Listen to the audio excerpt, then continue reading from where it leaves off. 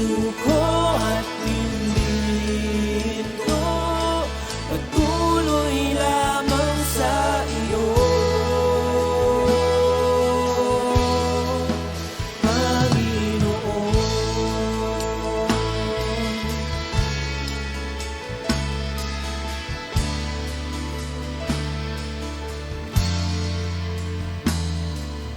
Ikaw ang aking paglilingkuran kahit saan dalhin. Ikaw ay lagi kung susundin, anuman ang suliranin.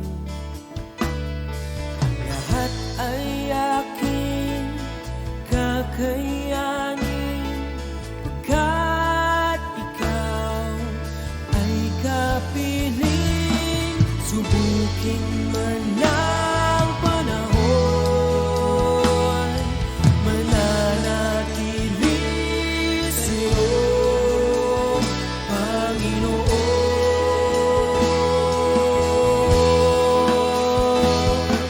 Walang alinlangang maglilingkod, walang pangambang sa'yo ay susunod. Hindi susuko at hindi ito patuloy lamang sa iyo. Walang alinlangang maglilingkod, walang pangambang sa'yo ay susunod. Hindi susuko at hindi ito patuloy lamang sa iyo, hanggang dulo mananatili anumang hamon. Ikaw pa rin ang Panginoon, tatapusin ang takbuhin sa kaharian mo'y ika'y makapiling.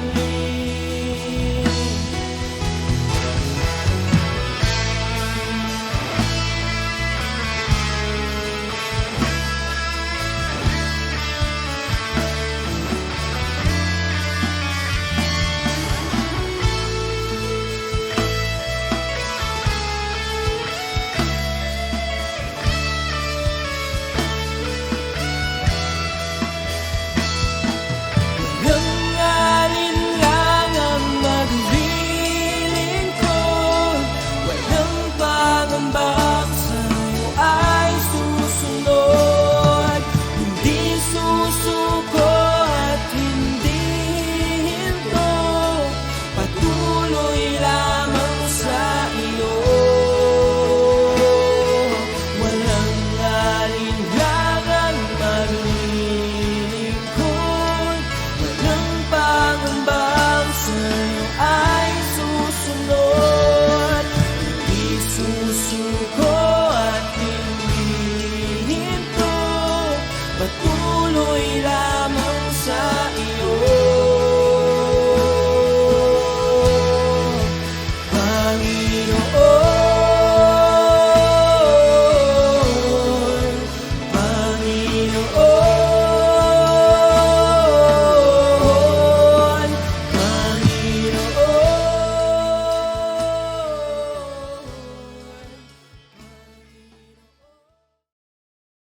Amen. Mapagpalang umaga po muli sa bawat isa po sa atin. Kamusta po ang bawat isa?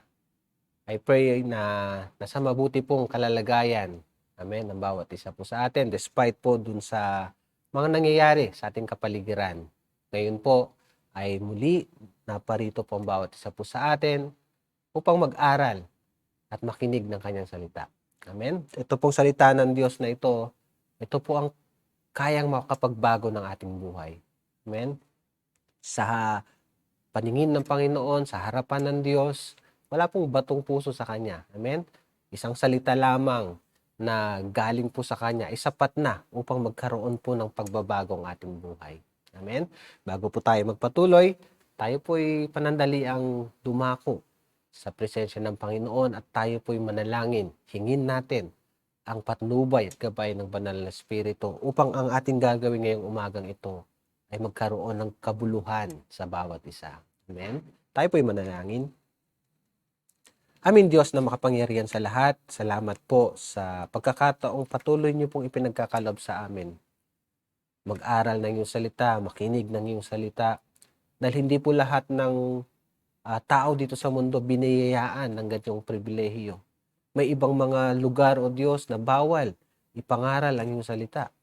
May mga lugar o Diyos na kung saan wala pong ganitong pagkakataon na pagbulay-bulayan ng iyong salita. Salamat po na binigyan niyo po kami ng pagkakataon, pribilehiyo upang namnamin, tamasahin, pag-aralan at isapamuhay ang iyong salita. Salamat po, Banal na Espiritu. Malaya ka pong kumilos sa bawat isa po sa amin, naging sa akin na pagtuturo. Lord, I pray, O God, na anuman ang mamutawi sa aking bibig, Lord, I pray, ito po'y kinasihan po ninyo. It's not by might, nor by power, but by your Spirit.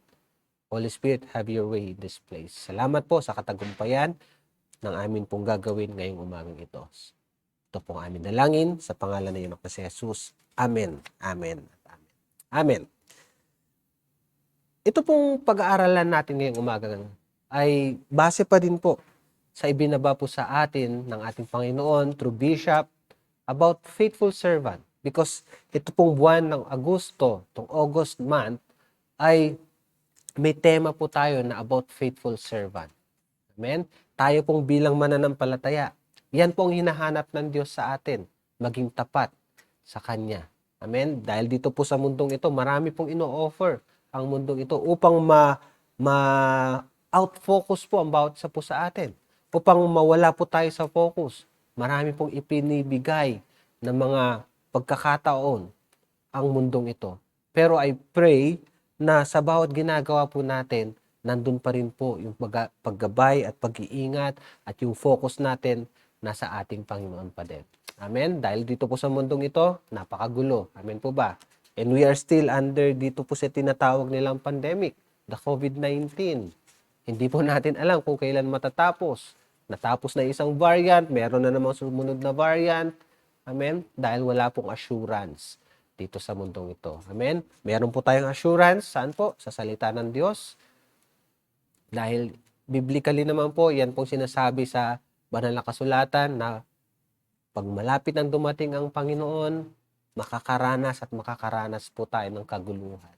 At ito po ay mga senyales na kung saan nalalapit na po ang pagdating ng ating Panginoon. Amen? Are we excited na sa kanyang pagdating? Amen? Or are we fearful dun sa mga nangyayari po sa atin? Amen? Tignan po natin sa kabilang banda. Amen? Despite dito po sa kaguluhang ito, meron pong naghihintay po sa atin na pagkakataon na kung saan matamasa po natin ang kadakilaan ng Diyos sa bawat isa po sa atin through our Lord Jesus Christ. Amen? So, ato pong mensahe ito ay pinamagatan ko pong from faith to faith. Amen? From faith to faith. Itong faith na to, ito po yung tinatawag po nilang kapalaran. Amen? Paano ba natin gamitin itong sinasabing ng mundong ito na kapalaran sa pagiging mananampalataya? Amen? From faith to faith.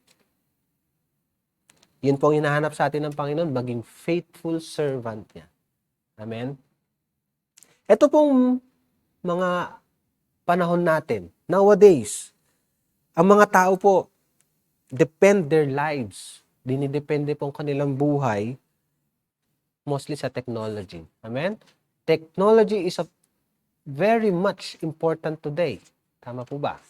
It is being used in a day-to-day basis. It is being used in a day-to-day transactions of the world.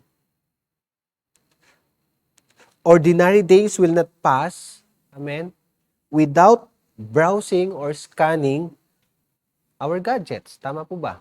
Hindi po lumampas sa isang araw na hindi po tayo nag-browse ng ating cellphone. Amen? And makikita po natin that even survey, the people, especially the millennials o yung mga younger ones po natin, It seems like they cannot live without gadgets. Tanggalan mo sila ng gadget, parang tinanggalan mo sila ng karapatan. Tama po ba? It seems like they cannot live without gadgets, computers. Hindi po sila makatiis na hindi po manood ng YouTube, mag-browse ng Facebook, mag-search sa internet. Tama po ba? Dahil yun po yung kinamulatan nilang panahon. Amen? Technology, ito po yung binasa ko po kanina, technology is of very much important. Napaka-importante po niyan. Others believe that without these things, economies of the world will crumble. Tama po ba? Pag wala ng mga technology, maaari mag-collapse ang ekonomiya ng mundo. Or, may slow its growth. Maaring babagal yung pag-asenso without these technologies. Tama po ba?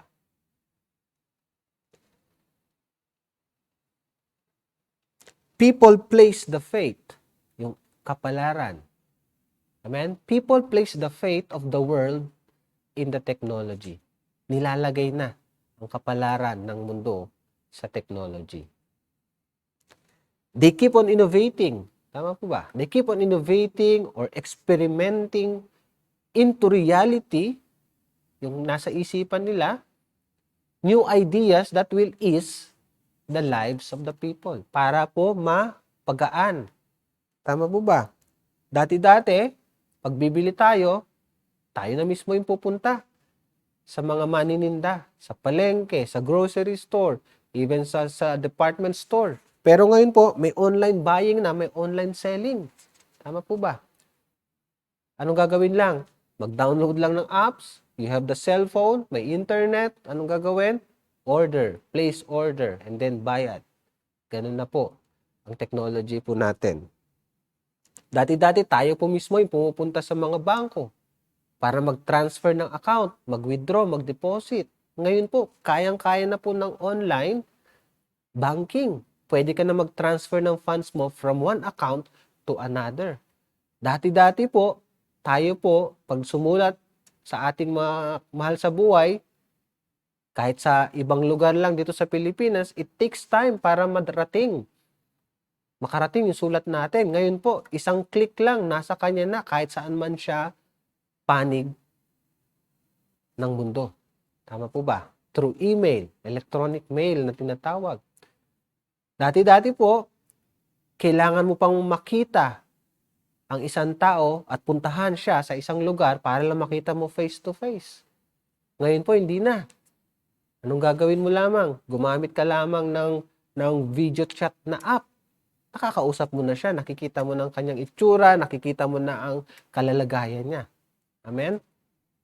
Dati-dati rin, halimbawa, bago po nag-pandemic, anong ginagawa natin? Meron tayong face-to-face schooling. Dahil dito po sa pandemya na ito, ipinagbawal ang face-to-face. Ngayon po, online schooling na.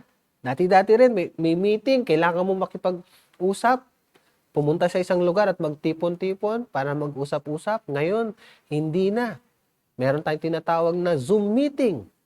Marami pong technology, marami pong binibigay ang technology. Na kung saan yung mundo po natin, ibinibigay na ang kapalaran dito sa teknolohiyang ito. Ngayon po sa sitwasyon natin under the pandemic, ang government, even the World Health Organization are eager. Talagang desire nila to distribute vaccines. Bakit? Dahil daw ang vaccine ay mapiprevent ang pagkalat ng sakit na COVID-19. At gusto nila lahat ng tao, let the people be vaccinated. Yung iba po may nagpo-propose, whether we like it or not, gusto nilang i-vaccine tayo. Amen? These institutions, makita po natin, these institutions are instigating in the minds of the people that their lives lies on these medicines. Hindi ko po sinasabi na mali po ang medicine. Amen po ba? Medicines are good. But if our trust, ito po ang point ko, but if our trust ay 100% na sa medicine rather than sa ating Diyos, I believe may problema po tayo. Amen? Dahil even the government cannot guarantee us 100% na mapoproteksyonan tayo with those health protocols na sinasabi po nila. With those vaccines na kahit na vaccinated na, sabi nila, pwede ka pa rin makapanghawa. At may mga reports na sinasabi na kahit vaccinated na, tinatamaan pa din ng sakit. Isa lamang po ang ibig sabihin. This human-made ways, amen, ay hindi po enough. At hindi po niya kayang tapatan ang kayang gawin po ng Diyos sa atin. Amen? Ang Panginoon po natin, we have the blood of the Lord Jesus Christ. Sinasabi po nila, don't be too much spiritual. Amen? Maganda po, let us all balance everything. Amen po ba? Maganda po na we trust Him more than those things na binibigay ng mundo. Amen? Dahil sa dugo pa lang ng ating Panginoong Jesus, sapat na po yan upang maproteksyonan po tayo. Amen? Sabi ng banal na kasulatan, by His stripes, we are healed. And His word, sabi ng banal na kasulatan, will never return unto Him void. Amen? Hindi po daw babalik sa Kanya na walang kabuluhan. So, ibig sabihin, human-made are not enough para lang masatisfy yung pangangailangan po natin. Amen po ba? May isang great philosopher, sabi niya, there's a vacuum in a man's heart that only God can fill. Ibig sabihin, kahit na protektado ka na, but if your heart, if your mind ay hindi pa rin satisfied, pwede ka pa rin tamaan. And even the government, sabi niya, hindi ka mapoproteksyonan 100%. Pero sa Diyos po natin, may protection tayo, 100%. All we need to do is to be faithful to Him. All we need to do is to trust in Him. Tama po ba? Kailangan po meron po tayong pananampalataya sa Kanya. At magagawa po natin yan kung tayo'y tapat na Kanyang lingkod. Amen po ba? Maging faithful po tayo sa Kanya because we cannot outgive Him. Hindi po natin kayang higitan ng Diyos. Amen? The more we trust in Him, kayang-kaya po niyang iparanas sa atin yung protection niya, yung kadakilaan niya, yung covering niya sa bawat isa po sa atin. Biblically, world will become more evil, chaotic. Tama po ba? All the more, we need faith. Amen? Dahil sa mundong ito, pasama ng pasama, pagulo ng pagulo. Kung mawalan tayo ng pananampalataya, papaano na po tayo? Tama po ba? Marami, even the Christians, takot. Takot lumabas. Takot pumunta sa church. Bakit? May COVID daw. Anong nangyari sa pananampalataya? Amen? Ang binibigay po ng mundo, ang binibigay ng sistema ng mundo, sinasabi nila, bawal magtipon-tipon dahil nakakahawa at maaaring mahawa at merong danger. Amen? Kung titingnan po natin, mukhang maganda naman.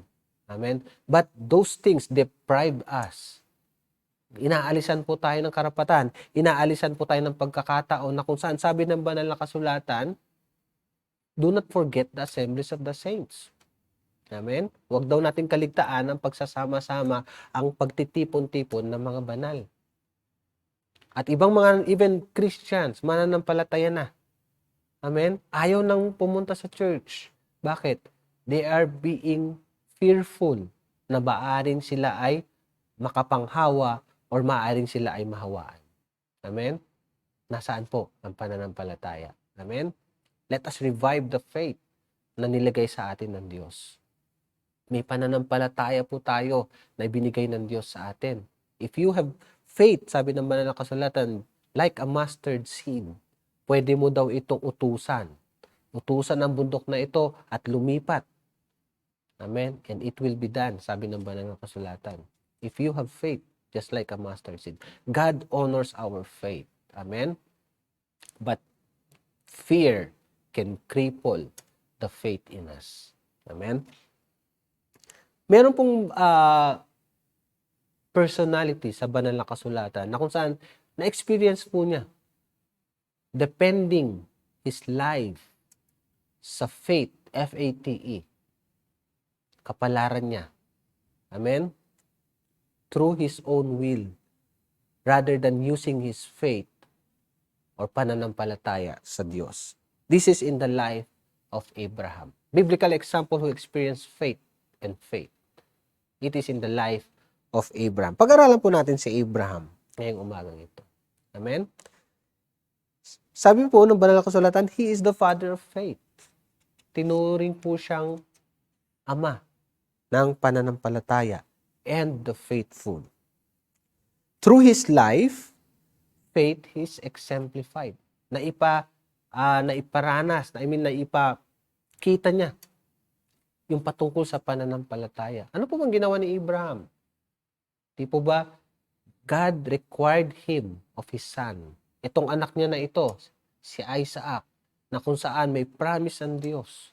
And yet, nung dumating po si Isaac, ang promise po niyan na magkakaroon siya ng maraming anak through his son. Pero nung lumabas na po at dumating na po si Isaac, ano po ang ginawa po ng Diyos? He want that Isaac be offered unto him. Gusto po ng Diyos i-offer ni Abraham si Isaac. At alam po natin naging kwento. Tama po ba? Na sa kanyang obedience, sa kanyang pananampalataya, sa kanyang pagmamahal sa Diyos, he still managed to obey Him. Ano pong ginawa niya? The moment, malapit na pong i-offer si Isaac, pinigilan po siya ng anghel ng Diyos. Dahil nakita ng Diyos ang katapatan ni Abraham. Amen? Through his life, faith is exemplified.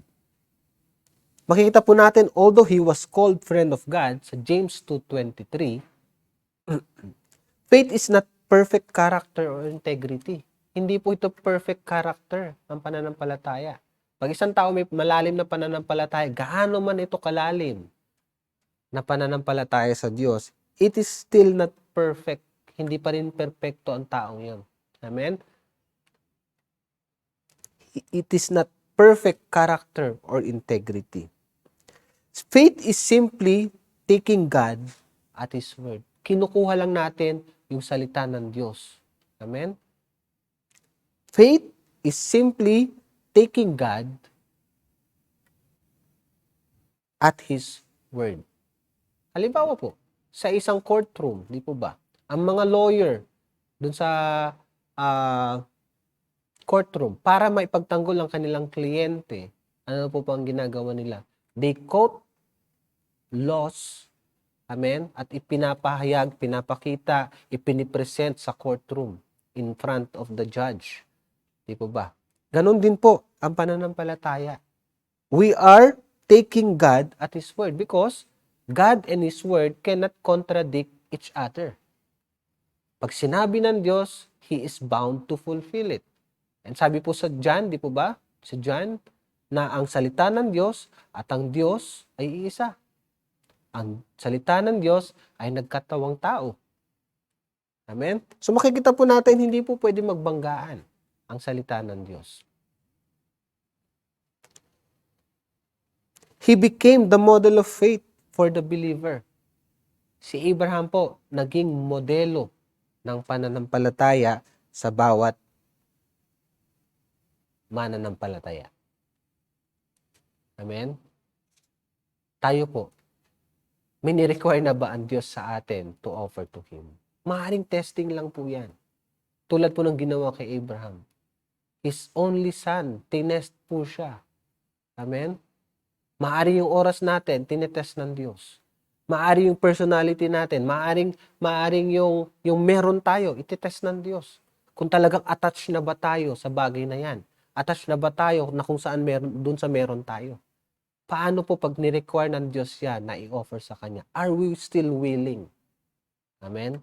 To obey Him? O hindi na? Because disobedience to Him, maaring tinamaan kasi ang ego po natin. Tama po ba? We are not in obedience to Him because we do not want that our pride ay may offer sa Kanya. Kaya po tayo nagdi-disobey sa Diyos because we have our own reasoning. You have our own rationale. Amen? Maaring testing po sa bawat isa po sa atin. Pag may ni-require po ang Diyos. Sa katotohanan po pala, hindi naman po pala niya kukunin. Maaring tines lang tayo. Tulad ng nangyari kay Abraham. His life, or the life of Abraham, demonstrates how we benefit from believing what God says despite the evidence to the contrary. Amen? Ulitin ko po. His life demonstrates how we benefit from believing what God says despite evidence to the contrary. Di po ba si Abraham, pinangakuan siya ng Diyos na magkakaroon ng maraming anak. Kung titignan po natin sa reality, matanda na po siya. Even his wife, Sarah, baog. Di po ba? Pero ito pong mga bagay-bagay na ito will not hinder, amen, what God will intend to do. Tama po ba? Hindi po niya kayang hadlangan kung ano pong sinasabi ng salita ng Diyos. Amen? May promise po ang Diyos kay Abraham, and yet nakita ni Abraham, even Sarah, paano kami magkakaanak, Panginoon? Matanda na ako, sabi ni Abraham. Yung asawa ko, si Sarah, baog pa. Paano ako magkakaroon ng maraming lahi? Pero sa Panginoon po, wala pong imposible. Tama po ba? His word will never return unto him void. His life demonstrates how we benefit. Nagkaroon po siya ng magandang benepisyo. Ano pong ginawa niya? He believed on the word of God. Tinayuan niya yung salita ng Diyos. May napanood po ako na isang cartoon movie. Amen? The life of Abraham and Isaac. Although hindi po sinabi sa banal na kasulatan whether night or day nung i-offer si Isaac. Pero makita po natin, in-explain po dun sa movie.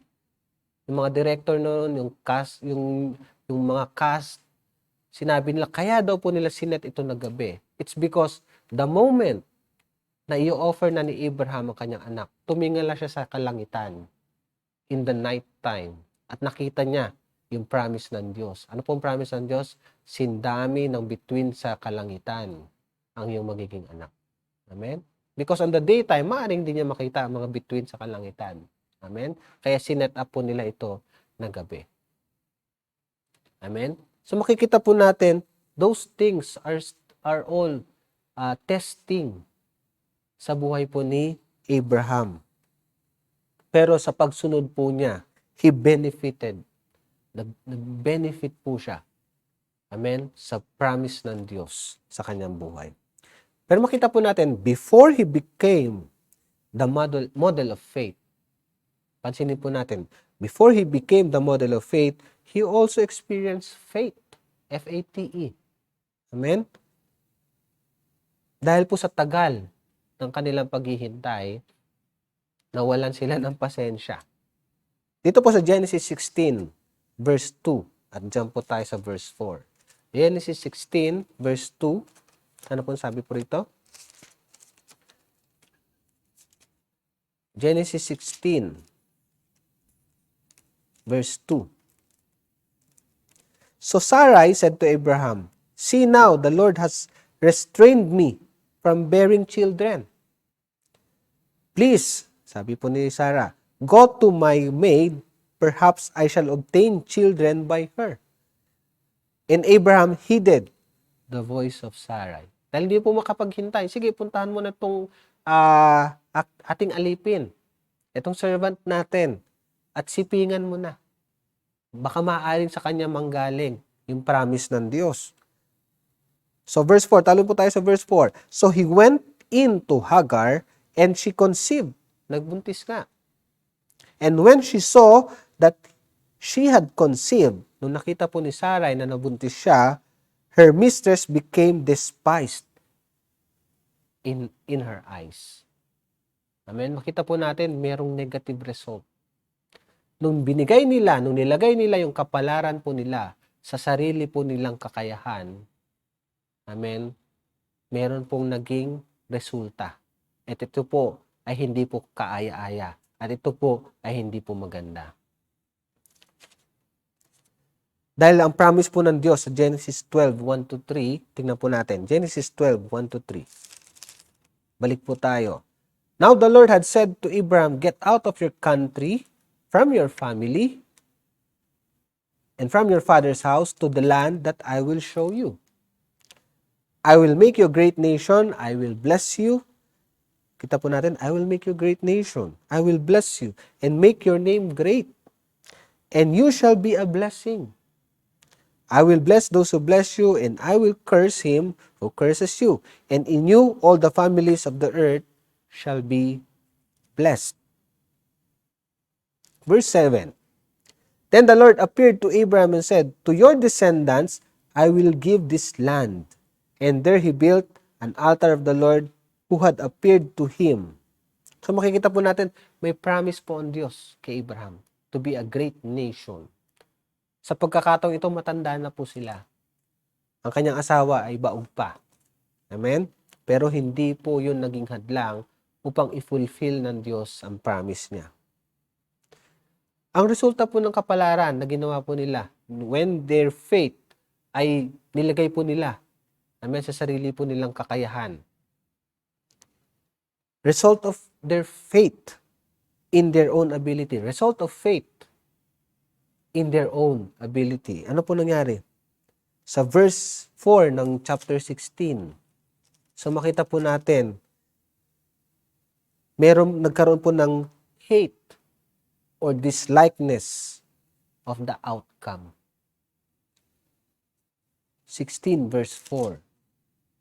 So he went to Hagar, ito po, itong si Abraham, and she conceived. And when Sarai saw that she had conceived, her mistress became despised in her eyes. Amen? Maaring nagkaroon ng pagseselos. Maaring yung resulta yun, hindi talaga kaaya-aya. Amen? Hindi po siya satisfied dun sa naging resulta. Amen? Dahil ito po si Abraham, sabik magkaroon ng anak. Amen po ba? Kaya nung nagbuntis po siya, maaring na yung focus niya, nawala na kay Sarai. Napunta na dun sa ipinagbubuntis ni Hagar.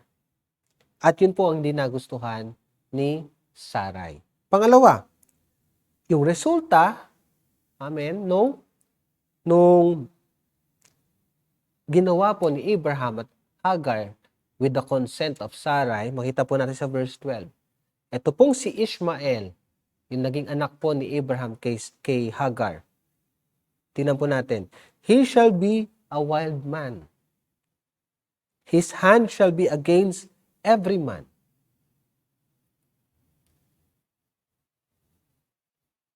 And every man's hand against him.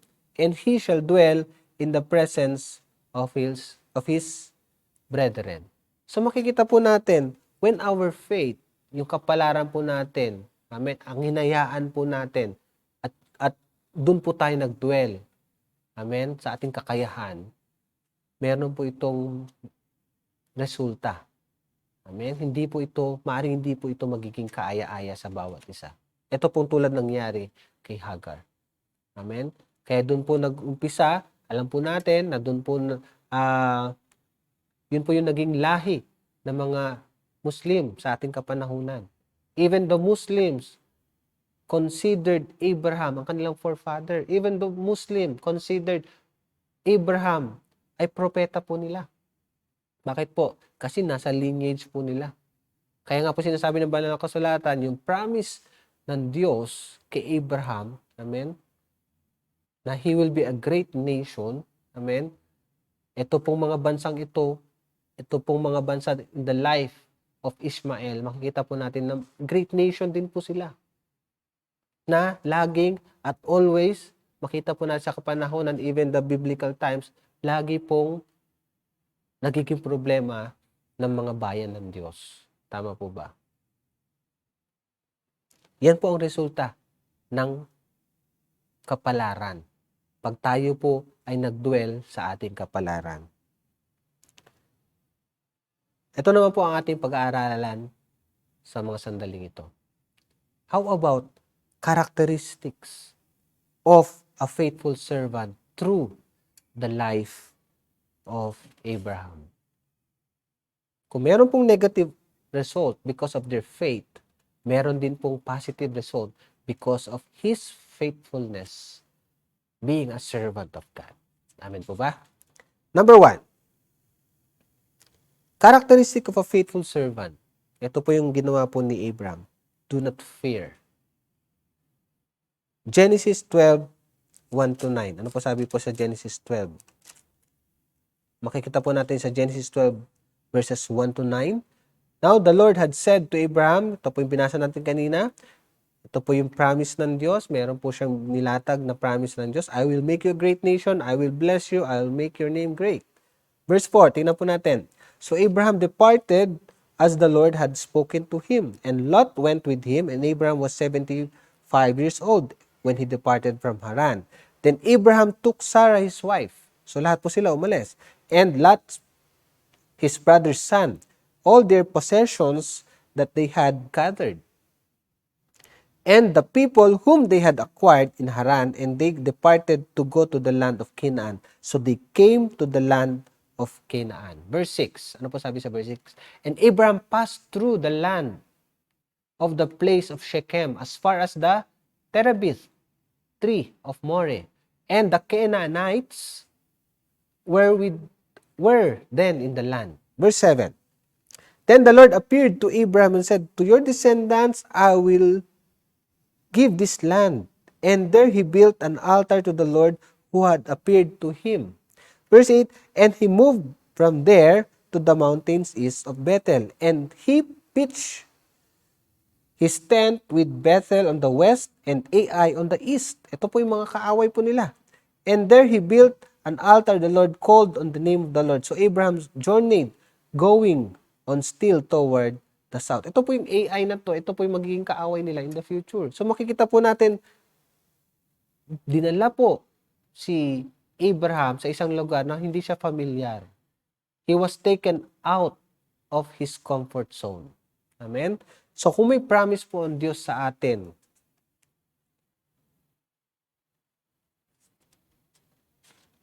let us not fear to obey Him.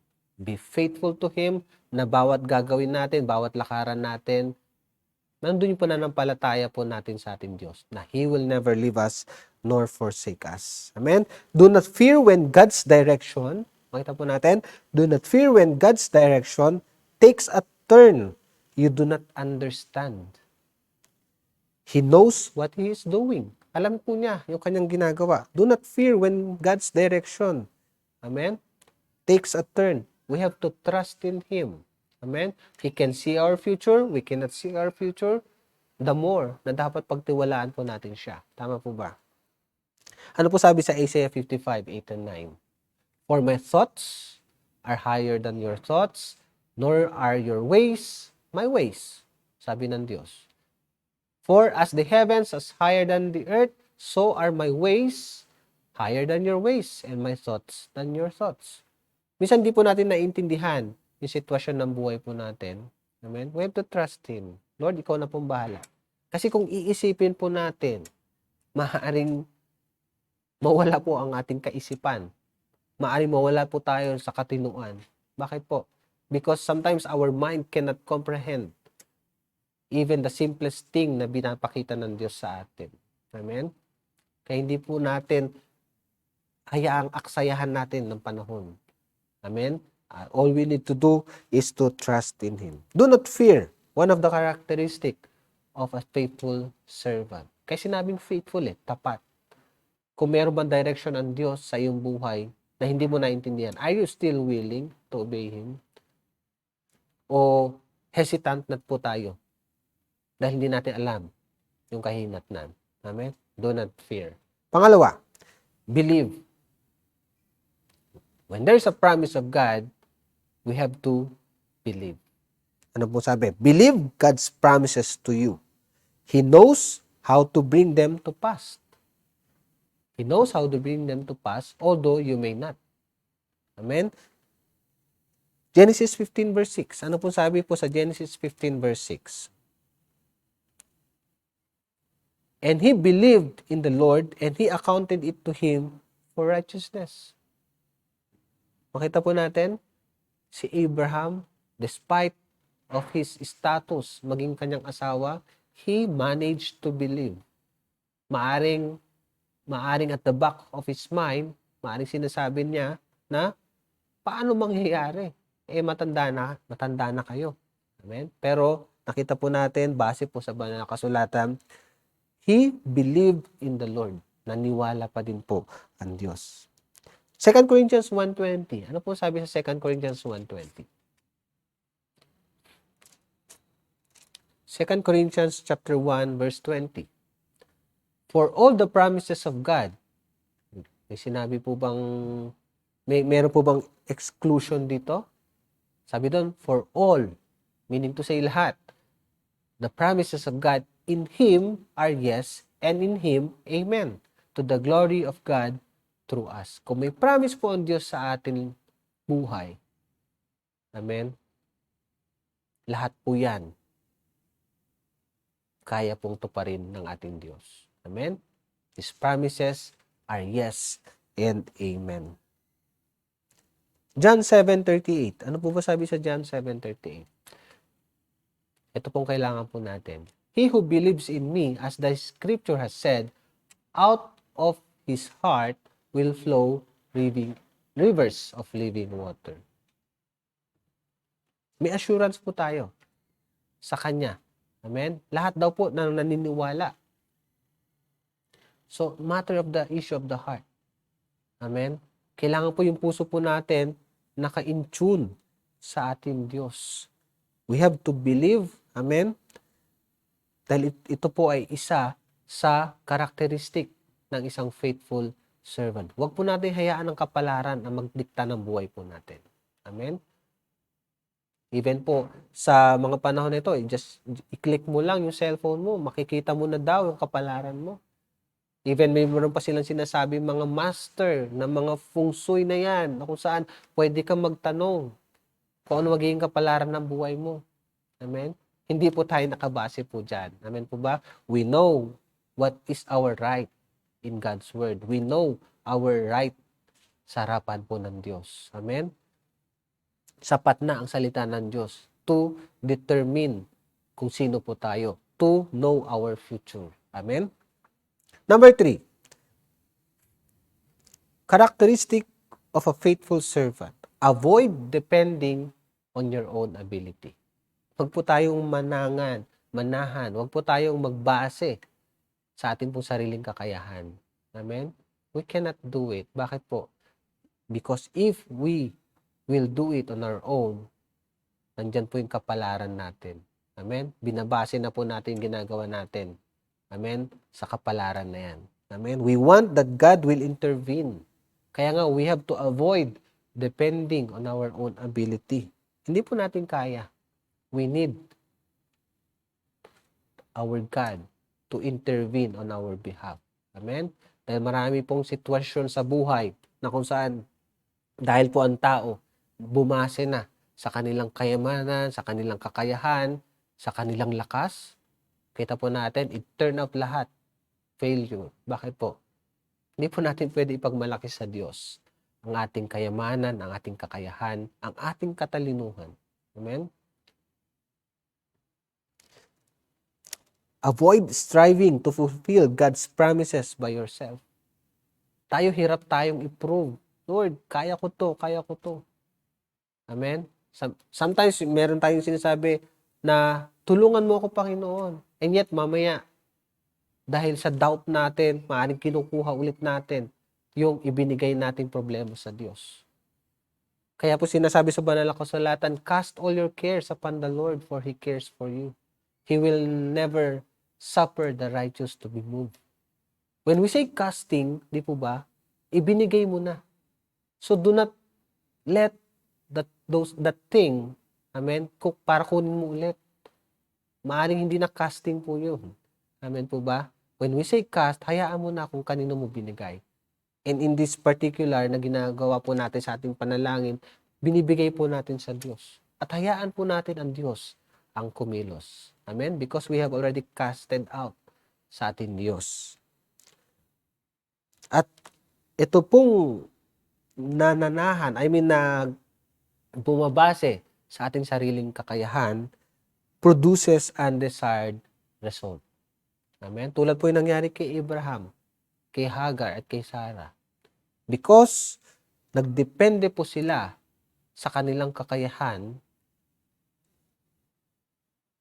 may undesired result na nangyari. Amen? Isaiah 55:8 and 9, ito po yung binasa po natin.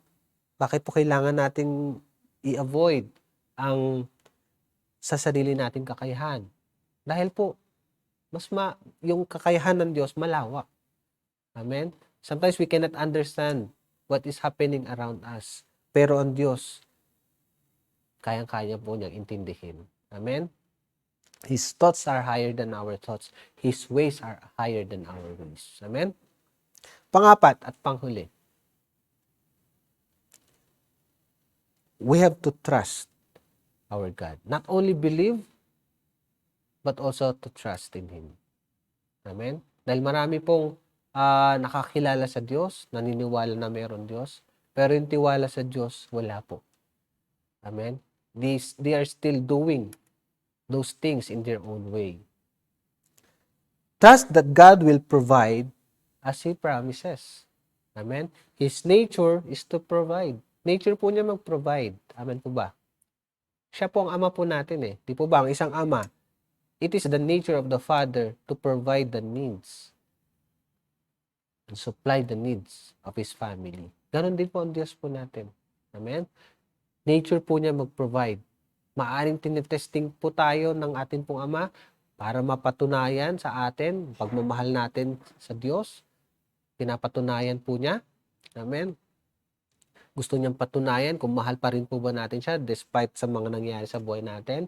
Maaring tinatamasa natin yung karangyaan sa buhay. Are we still loving Him? Amen? Do we still have the faith sa Kanya? Or wala na? God's provision, amen, are strategically located along the pathway of faithful obedience. Remember, si Abraham, nung sinunod niya ang Diyos para i-offer si Isaac, maaaring yung tupa na yan, pareho yung panahon na kung saan sabay sila nag-opposite direction na naglalakad patungo sa bundok na yan, na kung saan doon niya i-offer si Isaac. Maari kung hindi nag-obey si Abraham, hindi rin po tumuloy yung provision na yan o yung tupa na yan. Amen? Because bawat tupa po sa panahon po nila, meron pong shepherd. Amen? Bawat po tupa, bawat hayop sa kanila during their time, meron pong kawan. Amen? Bakit po hinayaan ng Diyos na makawala ang tupa na yan? Because may purpose ang Diyos. Amen po ba? Nung sumunod po si Abraham, maaaring that's the time na naglakbay din yung tupa na yan. Amen? At nung akmang i-offer na si Isaac, pinigilan siya ng anghel at sinabi sa kanya, huwag nang ituloy. At ang pinakita ang tupa na yon na natrap. Di po ba? God's provision are strategically located along the path of faithful obedience. Kung tayo po'y sumusunod sa ating Panginoon, there's always provision ahead. Amen? May provision po lagi ang Diyos whenever we come to obey Him, to follow Him. Yan po ay sa Genesis 22:1-4. Faithful servant. These are the characteristics na atin pong napagbulay-bulayan ngayong umagang ito in the life of Abraham. Amen? Sabi po ng banal na kasulatan, sa pagdating po niya, makakakita pa kaya siya ng mga tapat. Let's pray na bago po dumating ang Panginoon o sa kanyang pagbabalik, makita po niya ang bawat isa po sa atin na tapat, na naglilingkod sa Kanya. Amen? Faithfulness is a test. Ang katapatan po ay pagsubok. Napakahirap po maging faithful. Tama po ba? It's hard. Especially that we are still living in the flesh. Marami pong temptation. Marami pong binibigay. Marami pong ino-offer ang sanlibutan para yung faithfulness natin mawala sa ating Diyos. Amen? Even Christians, marami pong nagsasuffer dito. Nawawala ang faithfulness nila sa kanilang asawa, nawawala ang kanilang faithfulness sa kanilang pamilya, all the more nawawala ang faithfulness sa Diyos. Inaagaw ng mundo, inaagaw ng pagkakataon, inaagaw ng oras ang katapatan sa Diyos. Dahil sabi po sa banal na kasulatan, there's a way that seems right to a man, but in the end, it leads to destruction. Maaaring may destruction. Ino-offer ng kaaway, ino-offer ng sanlibutan, mukhang maganda naman, pero sa bandang huli pala, it will ruin our lives. Amen? Remain faithful and see the result. Maging tapat lang po tayo at makikita po natin yung resulta nito. Sabi po sa Hebrews 11:6, He is a rewarder to those who diligently seek Him. Rewarder pa rin po ang Diyos. Amen? Anong kailangan po natin gawin? Sumunod po sa Kanya. I-offer ang ating buhay. Maging tapat po sa ating Diyos. At huwag nating hayaan yung kapalaran magdikta ng buhay po natin. Yung pananampalataya po natin, tayuan po natin. And be a faithful servant sa ating Diyos. Ano po sabi sa Joshua 1:8 sa ating pong pangwakas? This book of the law shall not depart from your mouth, but you shall meditate in it day and night, that you may observe to do according to all that is written in it. Mayroon po instruction ng Diyos to meditate the Word of God. Bakit po kailangan? Kung gusto mong maging prosperous buhay mo, gusto mo maging successful ang buhay mo, ano sabi doon? We have to meditate para ma-observe natin at magawa lahat ng ipinag-uutos ng Diyos. Amen? You want to be successful? Gusto po natin tamasahin yung buhay na masagana, buhay na kasiyasiya, buhay na maging kaaya-aya sa harapan ng Diyos at harapan ng tao. Let us remain faithful to Him and follow. At sundin po natin yung ipinag-uutos po ng Diyos sa atin. Amen? Magagawa po natin yan, not on our own will, but through the help of our God. Through the help of the Holy Spirit sa buhay po natin. Do not depend on our own strength. Amen? But rather depend on Him. Depend on the Holy Spirit para matupad po yung promises ng Diyos sa bawat buhay po natin. Amen? Ngayong umagang ito, I believe po na meron pong natanggap ang bawat isa. Amen? How to remain faithful sa ating Diyos. How to experience yung faithfulness ng Diyos sa atin. Kailangan din po tayo maging faithful sa Kanya by not fearing. Amen? Sa pinag-uutos niya. By believing sa promises niya. By avoiding. Amen? Na hindi po tayo dumepende sa ating kakayahan. At ang panghuli, by trusting in Him. Na kayang-kaya po niyang baliktarin ang sitwasyon ng buhay po natin. Amen? He can turn our mess into a good message. He can turn our test into a good testimony. Amen? He can turn our ashes into beauty. Amen? Ganun po ang Diyos po natin. Amen? He will not leave us nor forsake us. Amen? Kaya ngayong umaga ito, I believe meron po natanggap ang bawat isa at hayaan po natin na kumilos ang Diyos sa bawat buhay po natin sa pamamagitan ng ating banal na Espiritu. Amen? Let us remain faithful to Him and remain faithful servant. Mapagpalang umaga po sa bawat isa and mamayang gabi po. Amen? Soaking po natin. Amen? Let us soak in the presence of God. Let us worship Him through those songs, through the messages of those songs, the lyrics of those songs. Amen? Ang sabi po sa banal na kasulatan, He inhabits the praises of His people. Kita-kita po tayo mamayang gabi. Mapagpalang umaga po sa bawat isa. Amen.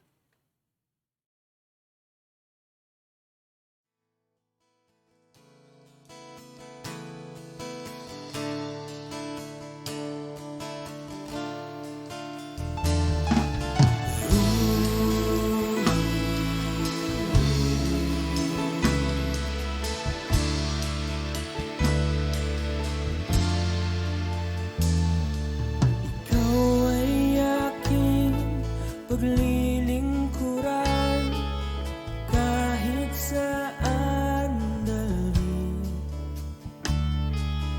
Ikaw ay lagi kung susundin, anuman ang suliranin. Lahat ay